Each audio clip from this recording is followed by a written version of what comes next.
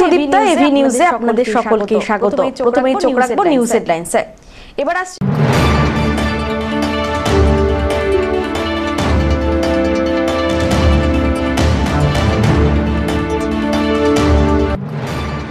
BSF ক্যাম্পের আবাসন থেকে উদ্ধার নাবালিকা এবং তার পরিবারের সঙ্গে কথা বলতে এলেন রাজ্য শিশু সুরক্ষা কমিশনের ৩ জনের প্রতিনিধি দল।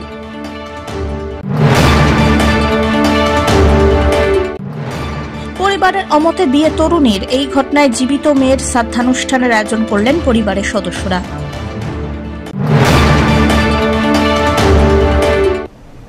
এবার আসছে বিস্তারিত সংবাদে। সম্প্রতি জলপাইগুড়ির বিএসএফ ক্যাম্পের আবাসন থেকে উদ্ধার করা হয় ধূপগুড়ির এক নাবালিকাকে। রবিবার ওই নাবালিকা এবং তার পরিবারের সঙ্গে কথা বলতে এলেন রাজ্য শিশু সুরক্ষা কমিশন বা WBCPCR এর ৩ জনের প্রতিনিধি দল। এদিন জলপাইগুড়ি সার্কিট হাউসে ওই পরিবারের সঙ্গে কথা বলেন কমিশনের প্রতিনিধিরা। কমিশনের অ্যাডভাইজার অনন্যা চক্রবর্তী ছাড়াও উপস্থিত ছিলেন ২ সদস্য, অর্পিতা ঘোষ এবং রাজাময় মুখোপাধ্যায়। সাংবাদিকদের মুখোমুখি হয়ে অ্যাডভাইজার অনন্যা চক্রবর্তী বলেন, বিএসএফ ক্যাম্পের আবাসনে নাবালিকাকে ধর্ষণ করার চেষ্টা হয়েছে।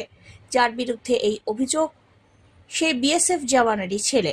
মেয়েটির সঙ্গে ছেলেটি অ্যাপের মাধ্যমে যোগাযোগ করে, বন্ধুত্বেরও সৃষ্টি হয়। ছেলেটি অ্যাডভান্টেজ নেওয়ার চেষ্টা করে, তাকে নেশা করানো হয় যাতে মাথা ঠিকঠাক কাজ না করে। কিন্তু মেয়েটি অত্যন্ত বুদ্ধিমতী, মাথা ঠান্ডা রেখে সেখান থেকে পরিবারের সঙ্গে যোগাযোগ করে। যতটা জানা গেছে, অভিযুক্ত একজন নাবালক, তাকে গ্রেপ্তার করা হয়েছে। পক্সো ধারাতেই বিচার হবে। এক্ষেত্রে বিএসএফ এর ভূমিকা নিয়েও প্রশ্ন রয়েছে বলে জানান তিনি। জানতে পারলাম অর্পিতাই মূলত কথা বলেছে ওর সঙ্গে। যেটা হয়েছিল যে ও মেয়েটির সঙ্গে পরিচিতি হয়েছিল ছেলেটির কোনো একটা অ্যাপের মাধ্যমে। তারপরে মেয়েটির সঙ্গে ওর বন্ধুত্ব তৈরি হয় এবং ছেলেটি ওর অ্যাডভান্টেজ নেওয়ার চেষ্টা করে, ওকে রাত্রিবেলায় আটকিয়ে রাখে বাড়িতে এবং তারপরে ওকে ভয় দেখায়, ওকে ছুরি দিয়ে ভয় দেখায়, ওকে জোর করে নেশা করায় যাতে ও মানে মাথা ঠিক করে কাজ না করে এবং তারপরে ওর নানা রকম ভিডিও তোলে ইত্যাদি। কিন্তু মেয়েটি অত্যন্ত সাহসী মেয়ে। এত কিছুর পরেও কিন্তু ও মাথা ঠান্ডা করে ওখান থেকে বেরিয়ে আসতে পেরেছে।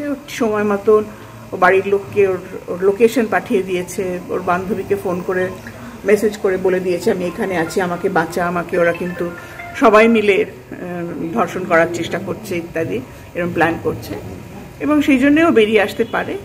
খুবই সাহসী মেয়ে, খুবই পড়াশোনায় ভালো, বুদ্ধিমতী মেয়ে, ইন্টেলিজেন্ট মেয়ে, খুব ভালো মেয়ে। ম্যাম, প্রশ্ন উঠছে যে একটা বিএসএফ এর মতন আবাসন যেখানে বাইরে থেকে একটা পোকা পাখি কেউ উঠতে পারে না, সেরকম একটি জায়গায় একটা মেয়েকে নিয়ে যাওয়া হলো, 2 রাত একটা আবাসনের মতো বিএসএফ ক্যাম্পের আবাসনে আটকে রাখা হলো।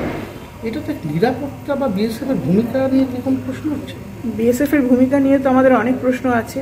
2021 সালে নির্বাচনের আগে বিএসএফ চন্দননগরের ওখানে একটা ক্যাম্প করেছিল এবং সেখানে একটা স্কুলে ওরা ছিল। সেই স্কুলে বাচ্চারা মিড ডে মিলের খাবার নিতে যেত।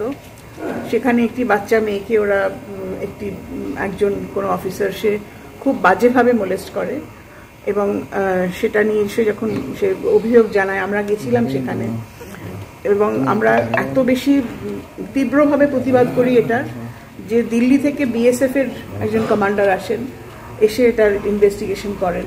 ভদ্রলোকটি যিনি ভদ্রলোক বলবো না, যিনি এটা করেছিলেন তাকে অ্যারেস্ট করা হয়, মানে বিএসএফ থেকে ইয়ে করে। এবং আমরা এটা বারবার দেখেছি যে এটা নতুন কিছু ঘটনা নয়। এক্ষেত্রে কোনো আপনারা পদক্ষেপ নিতে যাচ্ছেন কি? এখানে একটা সুবিধা আছে যে এই ছেলেটি বিএসএফ এর না, এর ছেলেটির বাবা হচ্ছে বিএসএফ এর, সুতরাং ও কোনো প্রোটেকশন নেই। বিএসএফ এর যে প্রোটেকশন, যেটা কেন্দ্রের একটা প্রোটেকশন থাকে, তো সেটা ওর নেই। ও পক্সো অ্যাক্টেই ওর ইয়ে হবে, ওর বিচার হবে।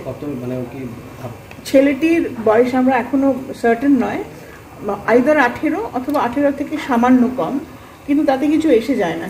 এখন নতুন আইন অনুযায়ী পক্সোতে 16 থেকে 18-র মধ্যে হলে যদি দেখা যায় যে তার মানে সাইকোলজিক্যাল অ্যাসেসমেন্ট করে যে সে অ্যাকচুয়ালি অ্যাডাল্ট, মনে মনে অ্যাডাল্ট, তাহলে তাকে অ্যাডাল্টের মতোই তার ট্রায়াল হবে। বিএসএফ দাবি করেছে যে তারা সহযোগিতা করেছে এই ঘটনাতে, এই ছেলেটাকে এবং মেয়েটাকে তুলে দিয়েছে পুলিশের হাতে। সেটা তো করতেই হবে, মানে এটার বলার কি আছে? যদি না করে তাহলে তো ডিসগ্রেসফুল ব্যাপার। মানে এটা বলে কি করে যে আমরা ভালো কাজ করেছি? ওরা এটা এইটুকুনি তো করতেই হবে। এরকম নির্যাতনের ঘটনা পর পরিবারের পাশে দাঁড়ানোর বিষয়ে বাকি? হ্যাঁ, অবশ্যই আমরা তো পাশে আছি, জেলা প্রশাসন পাশে রয়েছে, মেয়েটির মেডিকেল হয়ে গেছে এবং যা যা দরকার সবই করা হবে, সমস্তই করা হবে। জলপাইগুড়ি জেলা প্রশাসন খুবই ভালো, জলপাইগুড়ির ডিসিপিও সুদীপ, আপনারা জানেন সুদীপ ভদ্র, সে অত্যন্ত প্রোঅ্যাক্টিভ একজন ডিসিপিও, সে খুবই ভালো কাজ করছে এবং যা সাহায্য দরকার ডিসিপিও করবে এবং আমরা তো আছি। অপরদিকে কমিশনের সদস্য অর্পিতা ঘোষ বলেন, এমন ঘটনা নতুন নয়, গোটা উত্তরবঙ্গ জুড়ে বিএসএফ এর অত্যাচার। এক্ষেত্রে বিএসএফ সরাসরি ঘটনার সঙ্গে যুক্ত না হলেও বিএসএফ জওয়ানের ছেলে এই কাজ করেছে, তাতে নিরাপত্তা নিয়েও উঠছে প্রশ্ন। যেটা এক্ষুনি আলোচনা হচ্ছিল বিএসএফ এর ক্যাম্পে কি করে, এটা কিচ্ছু নতুন নয়। আমার মনে আছে আমি যখন এমপি বালুরঘাট 2017 সাল মোস্ট প্রবাবলি, একটি মেয়েকে এরকম বিএসএফ ক্যাম্পে অত্যাচার করা হয়, যেটা নিয়ে আমি তখন মুভ করেছিলাম এবং তৎকালীন কেন্দ্রীয় মন্ত্রী স্বরাষ্ট্রমন্ত্রী ছিলেন রাজনাথ সিং, তিনি সেটা নিয়ে পার্লামেন্টে তার জবাবও দিয়েছিলেন এবং তারপরে একজন সিও যান এবং তিনি গিয়ে সেগুলো নিয়ে কাজ করেন। এরকম কিন্তু বিএসএফ গোটা উত্তরবঙ্গ জুড়ে, যেহেতু আমাদেরটা একদম বর্ডার লাইন, এখানে গোটা উত্তরবঙ্গ জুড়ে কিন্তু বিএসএফ এর অত্যাচার ভয়ঙ্কর বেশি। এটা হয়তো ইনসিডেন্টালি বিএসএফ ডাইরেক্টলি নয়, তার ছেলে, কিন্তু এগুলো তো এরকম হঠাৎ করে ঘটে যায় না, এগুলোর একটা ইতিহাস থাকে। এবং বিএসএফ আজকে যদি বলে যে হ্যাঁ আমরা তুলে দিয়েছি, তো তুলে না দিয়ে ওরা করবেন কি? মানে এটা কোনো মহত্তর কাজ তারা করেননি, এটা বিএসএফ কে বুঝতে হবে। বাইরে ঢুকলো কিভাবে সেটাই তো প্রশ্ন। বাইরে হ্যাঁ, তার মানে সিকিউরিটি, কোয়েশ্চেন অফ সিকিউরিটি উঠে যাচ্ছে। তার মানে বিএসএফ এর ওখানে যে কোনো লোক যে কোনো মেয়েকে নিয়ে বা যে কোনো অন্য লোককে নিয়ে ঢুকে যেতে পারে। তার মানে তো বিএসএফ এর গোড়ায় গলদ আছে। বিএসএফ কে অবিলম্বে, আমার মনে হয় যদি সত্যি বিএসএফ কে ভালো কাজ করেছে প্রমাণিত করতে হয়, তাহলে বিএসএফ কে আগে নিজেদের দিকে তাকাতে হবে যে তাদের কি কি করণীয় আছে। এভাবে আদারওয়াইজ একটা ক্যাম্পাসের মধ্যে, ক্যাম্পের মধ্যে ঢুকে যাচ্ছে এরকম একটা বাচ্চা মেয়ে এবং বলছে হেলমেট পরে চলো, আমি শুনলাম মেয়েটি বললো, মানে অদ্ভুত ব্যাপার। পুরো জিনিসটা আমার খুব অদ্ভুত লেগেছে। তো পুরোটা শুনেই আমার মনে হয়েছে যে এই মেয়েটি যদি বুদ্ধিমতী না হতো, ও খুব বড় সমস্যার মধ্যে পড়তে পারতো। কিন্তু অত্যন্ত ইন্টেলিজেন্ট, ভীষণ সাহসী মেয়ে, এবং এইরকম মেয়েটি এই বয়সে এত সাহসী, আমি রিয়েলি আমি সত্যি অবাক হয়েছি। সমাজে দাঁড়িয়ে কি বার্তা দেবেন? অবশ্যই ছেলে মেয়েদের কি বার্তা দেবেন এই সময় দাঁড়িয়ে? বার্তা দেওয়ার কিছু নেই। দেখুন আজকালকার ছেলেমেয়েরা অনেক বেশি ফরওয়ার্ড এন্ড আপগ্রেডেড, কিন্তু অনলি থিং যে আমাদের এই যে মডার্নাইজেশন কোথাও আমাদের বিপদের মুখে ঠেলে দিচ্ছে কিনা, এটা একবার ভাবা দরকার বলে আমার মনে হয়। ধীমান রায়ের রিপোর্ট, এভি নিউজ।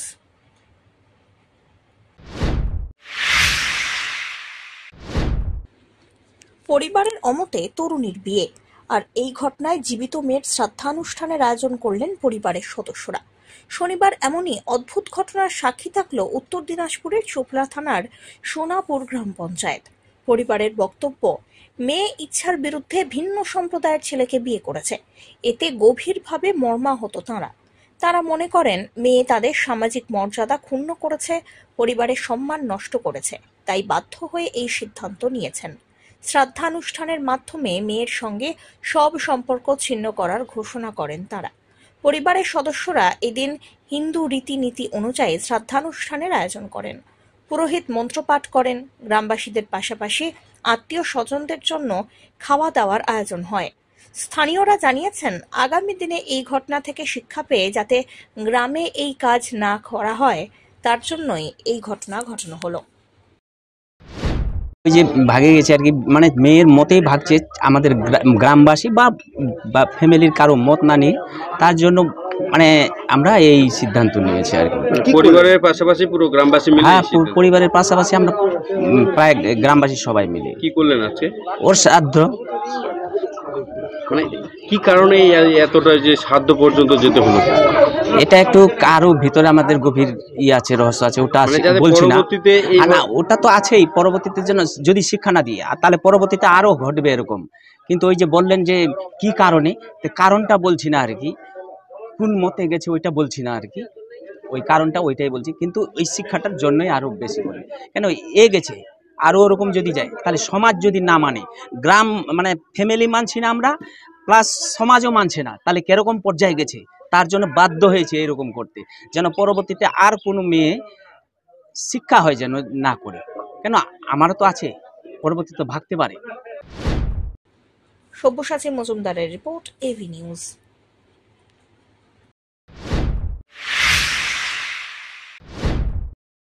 ফের ধূপগুড়িতে নাবালিকাকে ধর্ষণের অভিযোগ এক যুবকের বিরুদ্ধে।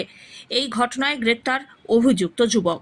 শনিবার ঘটনাটি ঘটেছে ধূপগুড়ি মহকুমা এলাকায়। জানা গিয়েছে, শনিবার হোলি খেলার দিন পরিবারের সঙ্গে হোলি খেলায় মত্ত ছিল ওই নাবালিকা। সেই সময় বাড়ির পার্শ্ববর্তী এক যুবক তাকে টেনে বাড়ির পাশের জঙ্গলে নিয়ে গিয়ে জোরপূর্বক ধর্ষণ করে।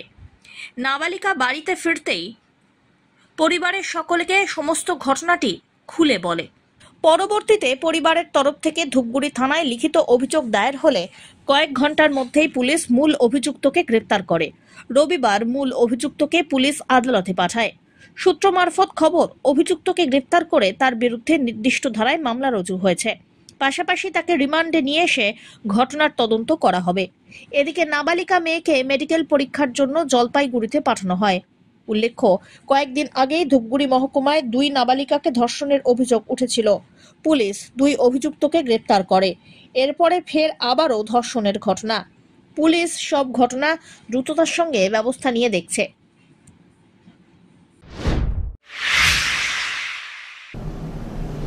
নিয়ে নিচ্ছে ছোট্ট একটি বিরতি, ফিরে আসছি বিরতির পর, সঙ্গে থাকুন।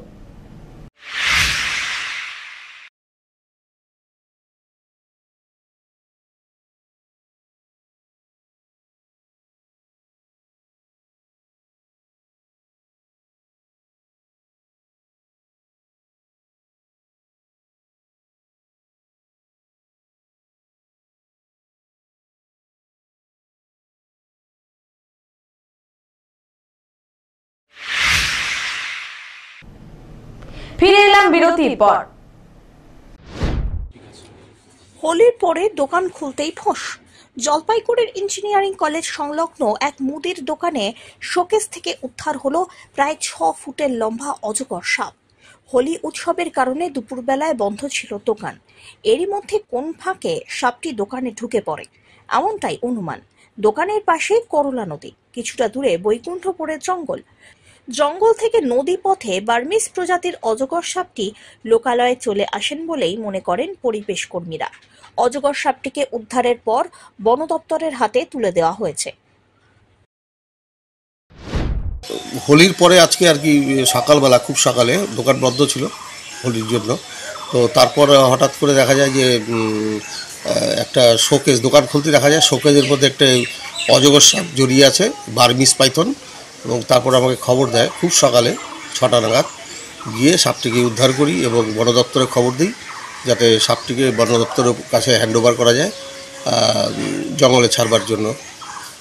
আর এই এলাকাটা হচ্ছে, এটা হচ্ছে আমাদের এই ইঞ্জিনিয়ারিং কলেজের এখানে যে নদী আছে, নদীর পাশে যে কলোনিটা, সেই কলোনির পাশে দোকান আর কি, সেই দোকান থেকে নিচু জায়গা আর কি।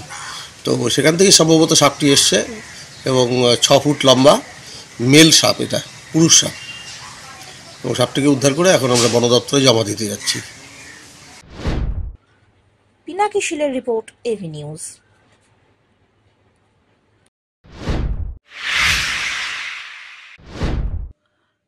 একাধিক দাবি আদায়ের লক্ষ্যে ময়দানে নামতে চলেছে সারা ভারত ফরওয়ার্ড ব্লক। কেন্দ্র এবং রাজ্য সরকারের জনবিরোধী নীতির অভিযোগ তুলে উত্তরকন্যা এবং দিল্লি অভিযানের ডাক দিল সারা ভারত ফরওয়ার্ড ব্লকের উত্তরবঙ্গের আঞ্চলিক কমিটি। রবিবার আন্দোলনের রূপরেখা তৈরি করতে জলপাইগুড়ি শহরের নেতাজি সুভাষ ফাউন্ডেশনের রাজ্য নেতৃত্বের পাশাপাশি উত্তরবঙ্গের প্রতিটি জেলার নেতারাও আলোচনা সভা করেন। উত্তরবঙ্গের যুবকরা কাজ পাচ্ছেন না, কৃষকরা ফসলের দাম পাচ্ছেন না, তিস্তা সেচের সমস্যা চলছে, সীমান্তের সমস্যা রয়েছে বলে অভিযোগ।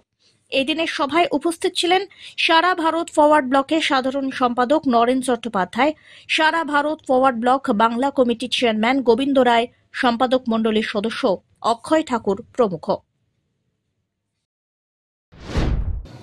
এই সভায় দীর্ঘ আলোচনার মধ্য দিয়ে সিদ্ধান্ত হয়েছে যে আগামী কয়েক মাস আমাদের লাগাতার কর্মসূচি, যেমন 11ই এপ্রিল দিল্লি অভিযান, সেই উপলক্ষে 22 থেকে 25শে মার্চ এলাকা এলাকা আমাদের প্রচার অভিযান। তারপরে আমাদের ঘরে ঘরে নেতাজি, সেই কর্মসূচি নিয়ে বাড়িতে বাড়িতে আমাদের সমস্ত কর্মীরা পৌঁছাবে। এটা চলতে থাকবে আগামী নভেম্বর মাস পর্যন্ত। নভেম্বর মাসে আমাদের শিলিগুড়িতে উত্তর কন্যাকে সামনে রেখে, তিস্তা ভবনকে সামনে রেখে, সেচ ব্যবস্থার জন্য যে তিস্তা ভবন, একে অভিযান করে আমরা ডাক দিয়েছি 21শে নভেম্বর শিলিগুড়ি চলো। তার প্রচার গোটা উত্তরবঙ্গ জুড়ে সংগঠিত হবে। এই আন্দোলনের কর্মসূচিগুলো আজকের সভায় গৃহীত হয়েছে। আমরা আশাবাদী এই আন্দোলনের মাধ্যমেই নির্বাচনী প্রচারের কাজ এগিয়ে নিয়ে যাব। এই তৃণমূল এবং বিজেপি খালি হিন্দু আর মুসলমান করে মানুষের স্বার্থকেই অবজ্ঞা করে চলেছে। এখানে বেকারদের কাজ নেই, এখানে কৃষকের ফসলের দাম নেই, আলু চাষিদের হাহাকার, সীমান্তের নাগরিকদের হাহাকার, কোনো দিকে তাদের নজর নেই। আমরা ফরওয়ার্ড ব্লক মানুষের এই আন্দোলনগুলোকে নিয়ে মাঠে ময়দানে নামছি। দোল উৎসবের পর কাদা খেলায় মাতলেন সেনপাড়া কালীতলা রোডের বাসিন্দারা। বংশ পরম্পরায় এই কাদা খেলায় এই এলাকায় আয়োজন করা হয়। এবারেও তার নজির রেখেছেন তারা। এদিন বাদ্যযন্ত্রের তালে তালে খেলার মাঠের পাশে কাদা খেললেন তারা। ভ্রাতৃত্ববোধ বজায় রাখতে একে অপরকে কাদা লাগিয়ে দেন। এমনকি যারা বাইরে দাঁড়িয়ে খেলা দেখেন তাদেরকেও রীতিমতো কাদা খেলায় সামিল করা হলো। সর্বশরীরে কাদা মাখিয়ে দেওয়া হয়। কাদা খেলার পক্ষে রিঙ্কু সেন বলেন, দোল পূর্ণিমায় রং খেলা হয়, তার পরের দিনই হয় এই খেলা। বহুদিন ধরে এই এলাকায় এই রীতির প্রচলন। এখনো কাদা খেলা ধারাবাহিকভাবে খেলে আসছেন তারা। আনন্দ উপভোগ করতেই এই বিশেষ উদ্যোগ। বলছিলাম যে এটা আমাদের হচ্ছে বংশ পরম্পরা খেলা, ঠিক আছে। প্রতি বছর আমরা হোলির পরে এই খেলাটা খেলি। তাই আজকে আমরা সবাই মিলে, বাচ্চারা, ভাইরা, ছোটরা, বড়রা, দাদারা, দিদিরা বা কাকারা, কাকিমারা সবাই মিলেই তো মজা করছি আমরা আজকে এই দিনে। এটা হচ্ছে কালীতলা সেনপাড়া। এই খেলাটা অনেক দিন চলছে আমাদের। ভীষণ এনজয় দিন, হোলির থেকে বড় এনজয় হচ্ছে আমাদের এটা। আর কি বলবো, ধীমান রায়ের রিপোর্ট, এভি নিউজ।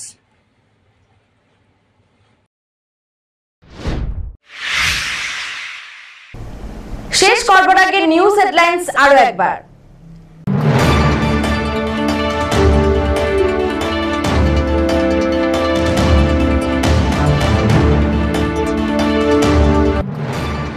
বিএসএফ ক্যাম্পের আবাসন থেকে উদ্ধার নাবালিকা এবং তার পরিবারের সঙ্গে কথা বলতে এলেন রাজ্য শিশু সুরক্ষা কমিশনের 3 জনের প্রতিনিধি দল।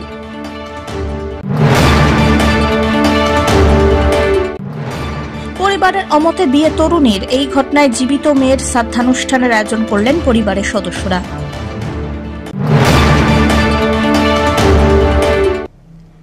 এখনকার মতন এভি নিউজ এ পর্যন্তই। পরবর্তীতে আসছি আরো সংবাদ নিয়ে। দেখতে থাকুন আমার ভিশন। নমস্কার।